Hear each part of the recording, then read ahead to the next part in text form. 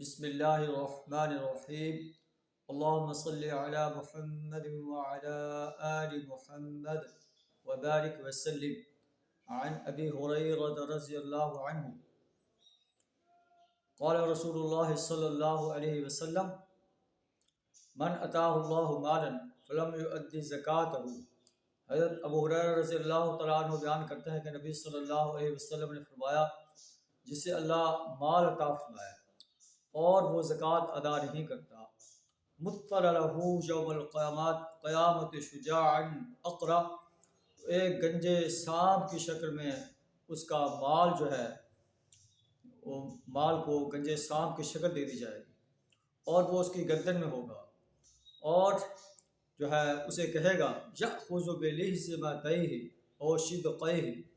اس کی باچھوں کو پکڑ کر کہے گا انا کنزک، میں تیرا خسارہ ہوں، انا مالک، میں تیرا مال ہوں۔ تو یہ اس انسان کا ہولناک انجام ہوگا جو دنیا کے اندر اپنے مال کی زکوٰۃ ادا نہیں کرتا۔ تو آئیے ہم بھی اپنے گریبان میں جھانک کر دیکھیں کہ ہم اپنے مال کی زکوٰۃ ادا کرتے ہیں یا نہیں کرتے۔ اس کے بعد نبی صلی اللہ علیہ وسلم نے یہ قرآن کی یہ آیت پڑھی، وَلَا يَحْسَبَنَّ الَّذِينَ يَبْخَلُونَ بِمَا آتَاهُمُ اللَّهُ مِنْ فَضْلِهِ هُوَ خَيْرًا لَهُمْ بل هو شر لهم سيطوقون ما بخلوا به يوم القيامة۔ وہ لوگ جو